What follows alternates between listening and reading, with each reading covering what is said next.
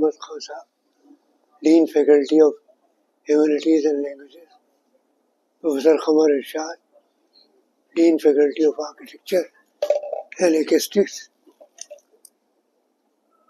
ہمارے ڈاکٹر کلیم اصغر صاحب, Head Department of Persian, Dr. Mohsin, convener of this seminar, Dr. Elif, she is from Turkey and she has come from Aligarh just to attend this seminar. Professor Shahzad Sahab, Iraq Sahab, Akhlaq Sahab, and my dear Professor Mujib, friends and dear students. I remember when I joined Jamia, so on the occasion of Foundation Day, they used to celebrate this Foundation Day just like Eid, making new sherwanis, new clothes, and feeling happy. So, وہ مجھے دن یاد ہے کہ جب لوگ ہنستے ہوئے وہاں فائن آرٹس ڈپارٹمنٹ میں اس کا وہ تھا اوپن ایئر تھیٹر, جگہ بھی نہیں تھی بیٹھنے کی, کھڑے رہتے تھے ہم لوگ باہر. تو ابھی جب 100 ایئرس کا سیلیبریشن ہوا تو ایک مجلہ نکالا تھا جامعہ نے, میں نے بھی اس میں ایک مضمون لکھا.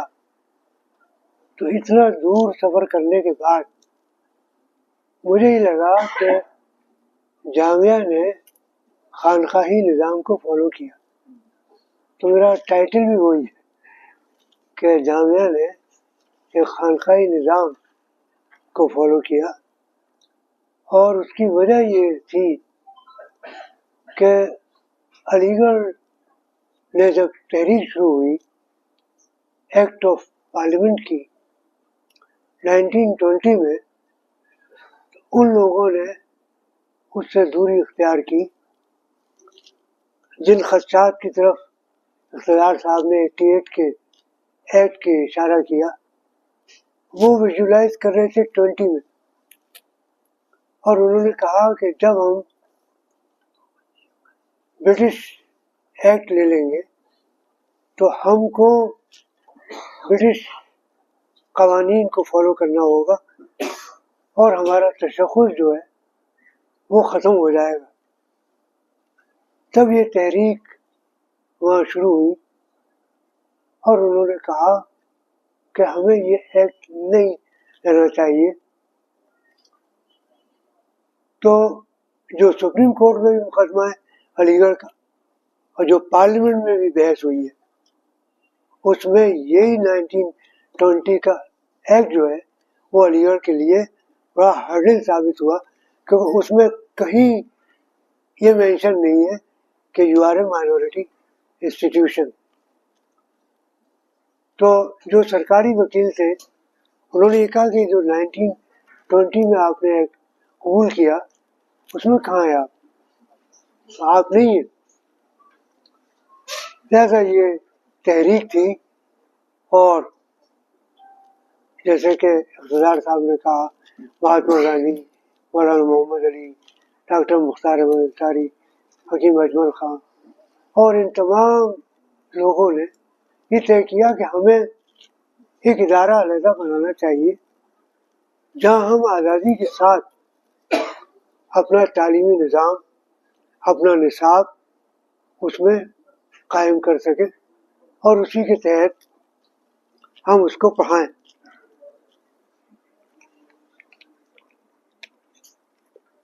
تو وہاں یہ فیصلہ ان حضرات نے کیا کہ ہمیں علیحدہ ادارہ قائم کرنا ہے. اس طریقے سے کہ صوفیہ نے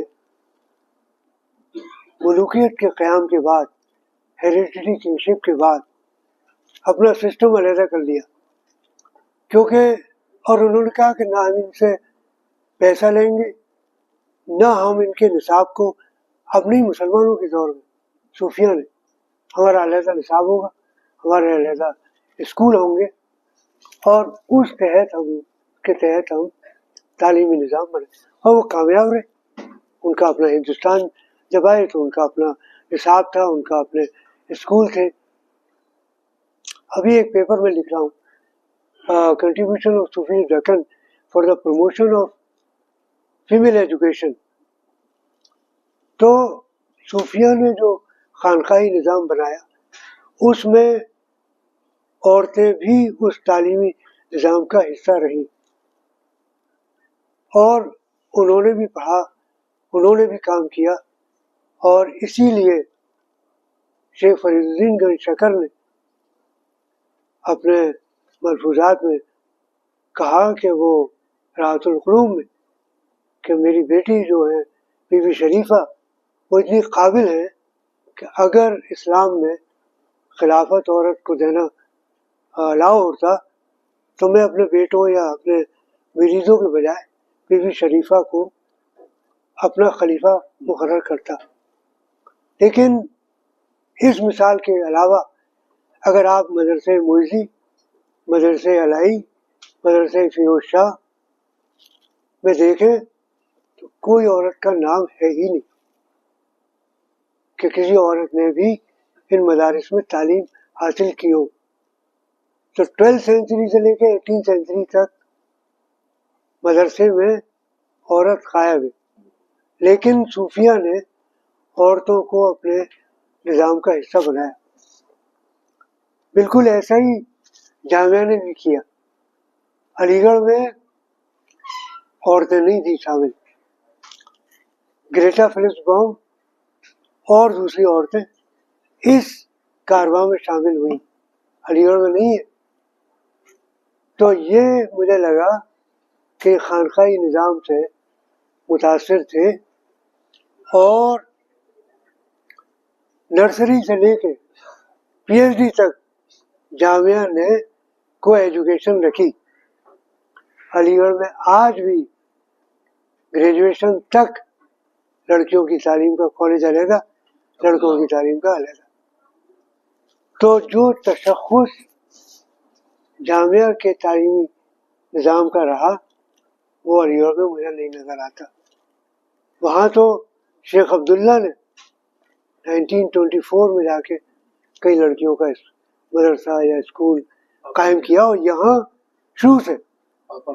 ہاں, تو اس لحاظ سے صوفیہ نے عورتوں کو تعلیم کا حصہ بنایا اور جامعہ نے بھی تعلیم کا حصہ بنایا. یہ کافی سگنیچر کیمپین میرے زمانے میں چلے کہ صاحب لڑکیوں کا علیحدہ مدرسہ ہونا چاہیے, کو ایجوکیشن ختم کر دینی چاہیے, لیکن وہ لوگ کامیاب نہیں ہوئے. اور آج تک نرسری سے لے کے اگر آپ جائیں جامعہ کی نرسری سے لے کے پی ایچ ڈی تک جیسے کو ایجوکیشن. تو اور پھر جامعہ کا دیکھیے آگے بھی جامعہ نان الائن موومنٹ کا حصہ رہی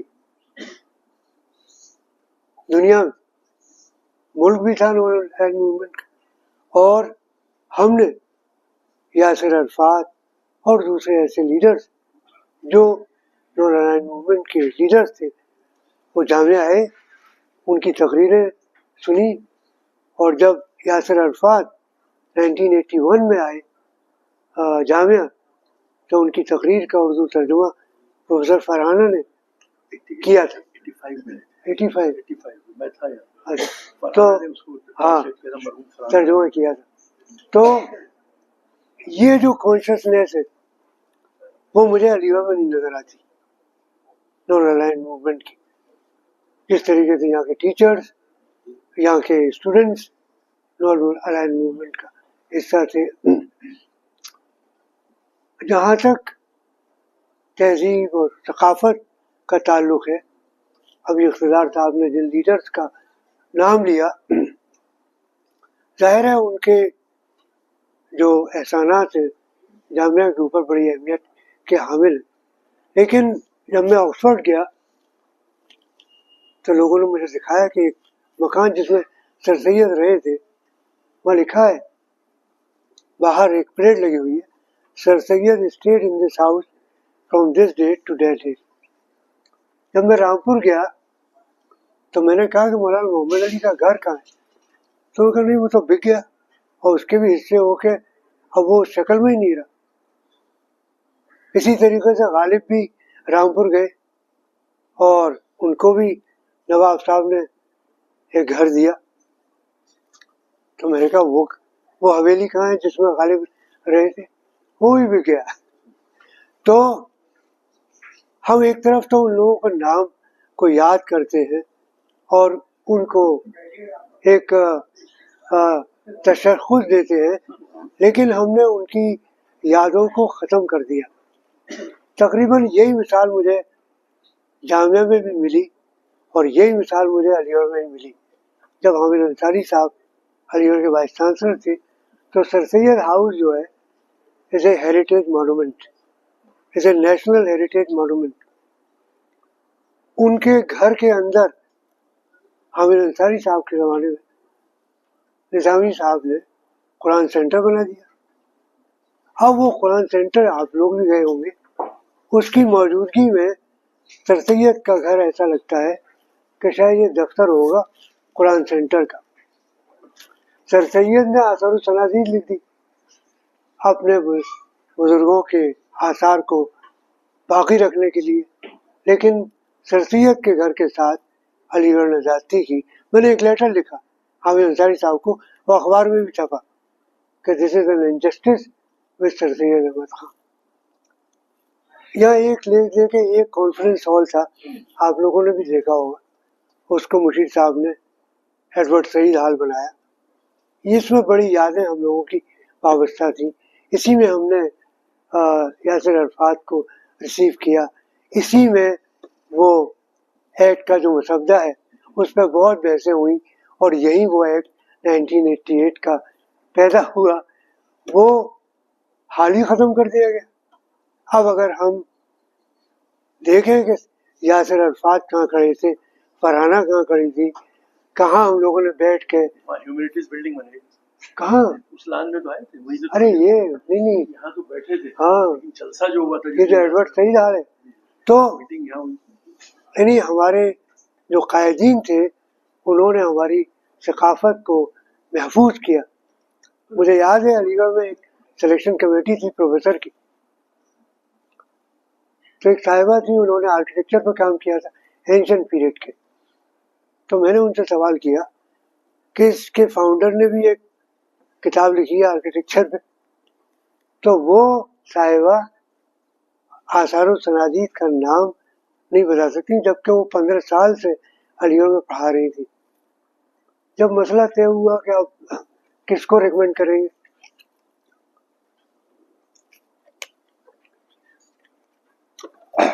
تو میں نے اور پروفیسر دیپک کمار نے کہا کہ ان کو تو ہم پروموٹ نہیں کریں گے because she doesn't know even the work of the founder of this university where she is teaching for 15 years. Vice chancellor صاحب نے اپنی مشکل بتائی تو ہم نے کر دیا، کیا کرتے، لیکن ہم نے کہا کہ نہیں، یہ بالکل ناانصافی ہے یونیورسٹی کے ساتھ. تو ہمارے اندر ایک جذبہ ہونا چاہیے کہ بھئی ہم جس یونیورسٹی میں سرو کر رہے ہیں اس کی تاریخ کو جانیں، اس سے واقف ہوں. 41 سال میں نے یہاں اس یونیورسٹی میں گزارے، تو اس آبزرویشن پہ یہ فاؤنڈر تو تھے ہی، لیکن میری اپنے انالیسس میں آپ لوگ ایگری کر سکتے ہیں، آپ لوگ ڈس ایگری کر سکتے ہیں. میں اس میں 3 وائس چانسلرس کو بڑی اہمیت دیتا ہوں اور ان کا بڑا میرے دل میں اور دماغ میں ان کا بڑا مقام ہے. ایک تو انور جمال قدوائی صاحب، کیونکہ دیکھیے فاؤنڈر سے تو فاؤنڈیشن رکھ دی اور کارواں آگے بڑھتا رہا. انور جمال قدوائی صاحب، جب میں یہاں آیا تھا 76 میں، یہ جو میر تقی میر اور ٹیگور حال ہے، یہاں کھیتی ہوتی تھی، ناجائز قبضے تھے. جہاں آپ کی فیکلٹی ہے وہاں کھیتی ہوتی تھی، ناجائز قبضے تھے، اور یہ سب انلیگل آکوپیشن میں تھا. انور جمال قدوائی صاحب نے پوری جدوجہد کی اس کو ریکیپچر کرنے میں اور پورا کیمپس کی وہ شکل دے کے گئی. دوسرے درجے میں رکھتا ہوں، سب کے اپنے اپنے کام ہیں، لیکن 3 کو مجھے بڑی اہمیت میرے دل میں ہے. दूसरे हैं लेफ्टिनेंट जनरल जकी साहब।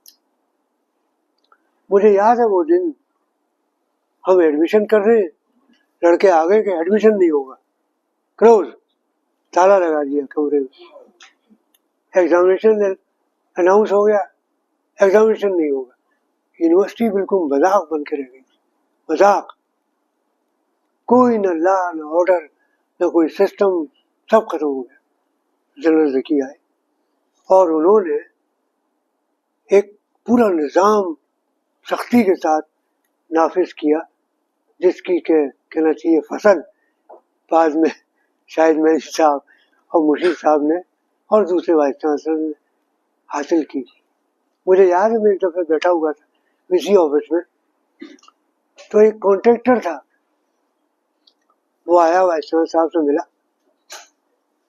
तो इतना गुस्सा हुए कि बाहर आ गई जनरल जकी और जफर नवाज साहब से कहा कि वो जो प्रेसिडेंट है स्टूडेंट यूनियन का, जाइए FIR लॉन्च कीजिए उसके खिलाफ, ये कमीशन मांग रहा है इस कॉन्ट्रैक्टर से कि जो भी इमारत बनती है हमारा भी इसमें कमीशन होता है। वो प्रेसिडेंट भाग गया कैंपस छोड़ के। तो इस तरीके के माहौल को उन्होंने एक ऐसा माहौल क्रिएट किया कि जिसमें तालीम हो सके, जिसमें जो तालीमी प्रोग्राम है वो चल सके। जब मुशीद साहब वाइस चांसलर बने तो मैं डायरेक्टर, ऑनरी डायरेक्टर था डॉक्टर जाकिर हुसैन आर्काइव का। तो मुझसे कहा कि एक एग्जीबिशन करनी है जामिया के ऊपर। मैंने कहा हो जाएगी, लेकिन नहीं करने लगे वहाँ होनी है इंडिया इंटरनेशनल सेंटर में। मैंने कहा वहाँ क्या करना है, वहाँ कौन आएगा? नहीं आएंगे लोग।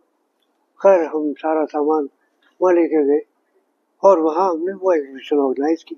उसका इनॉग्रेशन उन्होंने खुद ही किया। तो मुशीद साहब ने दो काम किए, मतलब ज़मीनी लेवल पे और एकेडमिक लेवल पे उन्होंने काम किया। एकेडमिक लेवल पे और किताबें लिखी ताकि जामिया की एक शनाख्त हो और जामिया जानी जाए। तो खैर एक दिन उन्होंने, उनका फ़ोन आया कि आप 6 बजे वहीं रहिएगा IIC में।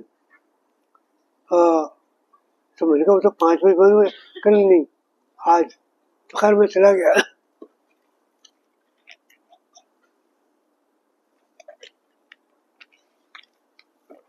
तो उन्होंने अर्जुन सिंह को बुलाया 6 बजे और कमरा बंद कर दिया गया। तो मैं और मुशीद साहब तमाम डॉक्यूमेंट्स पढ़ के मुशीद साहब ने अर्जुन सिंह को सुनाए, इमारतें दिखाई, पूरा जो सफ़र था जामिया का वो उनको पूरा एक्सप्लेन किया। और फिर उन्होंने प्रपोजल सेंटर्स का, इमारतों का भेजा। जाहिर है जब एक आदमी को आप पूरा नक्शा, पूरी उसकी तारीख समझा देंगे तो 385 करोड़ रुपया उन्होंने जामिया के लिए सैंक्शन किया।